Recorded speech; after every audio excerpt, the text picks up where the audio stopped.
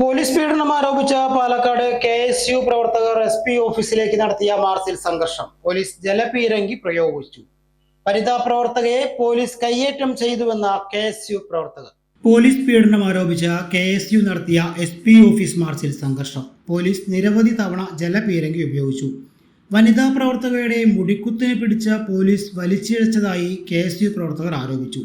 UDF അധികാരത്തിൽ വന്നാൽ ചില പോലീസുകാർ അഴിയെണ്ണിയും അലഞ്ഞു തിരിഞ്ഞും നടക്കേണ്ടി വരുമെന്ന് മാർച്ച് ഉദ്ഘാടനം ചെയ്ത KPCC അംഗം റിജിൽ ചന്ദ്രൻ മാക്കുറ്റി പറഞ്ഞു.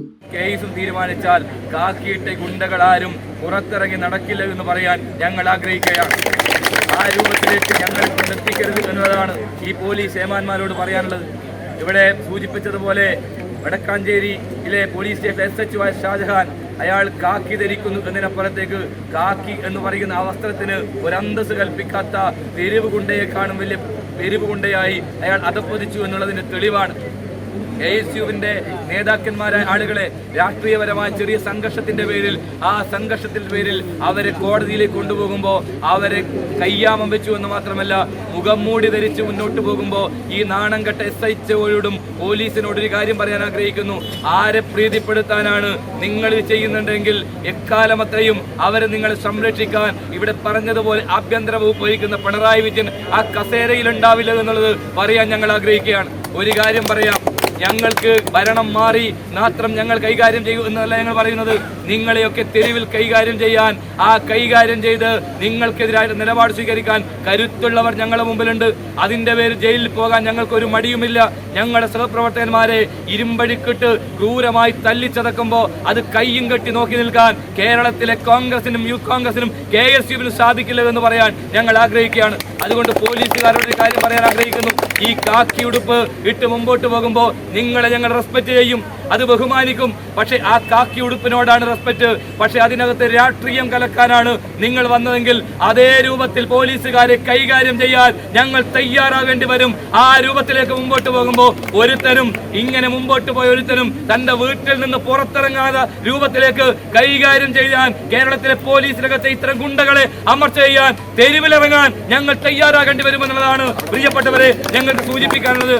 കോൺഗ്രസ്, യൂത്ത് കോൺഗ്രസ്, KSU പ്രവർത്തകരെ പോലീസ് തിരഞ്ഞുപിടിച്ച് മർദ്ദിക്കുകയും പീഡിപ്പിക്കുകയുമാണ്. പിണറായിയുടെ തണലും സംരക്ഷണവും എക്കാലവും ഉണ്ടാവില്ലെന്ന് പോലീസുകാർ ഓർത്തുവെക്കണം. നിയമത്തെയും കാക്കിയെയും ബഹുമാനിക്കുന്നത് കൊണ്ടാണ് ചില പോലീസുകാരും കുടുംബവും നിരത്തിലിറങ്ങി നടക്കുന്നത്. ചവിട്ടിയാൽ കടിക്കാത്ത പാമ്പില്ലെന്ന് പോലീസുകാർ തിരിച്ചറിയണം. രാജ്യദ്രോഹ കുറ്റം ചെയ്തവരെ പോലെയാണ് പോലീസ് സമരക്കാരോട് പെരുമാറുന്നത്. ആഭ്യന്തര വകുപ്പ് നിയന്ത്രിക്കുന്നത് വാഴയാണെന്ന് വീണ്ടും വീണ്ടും തെളിയിക്കപ്പെടുകയാണെന്നും റിജിൽ ചന്ദ്രൻ മാക്കുറ്റി പറഞ്ഞു. സമരക്കാർ ഏറെ നേരം കഴിഞ്ഞിട്ടും പിരിഞ്ഞു പോവാത്തതിനെ തുടർന്നാണ് പോലീസ് ജലപീരങ്കി ഉപയോഗിച്ചത്. നിരവധി തവണ ജലപീരങ്കി ഉപയോഗിച്ചപ്പോഴും പ്രവർത്തകർ ചെറുത്തുനിന്നു.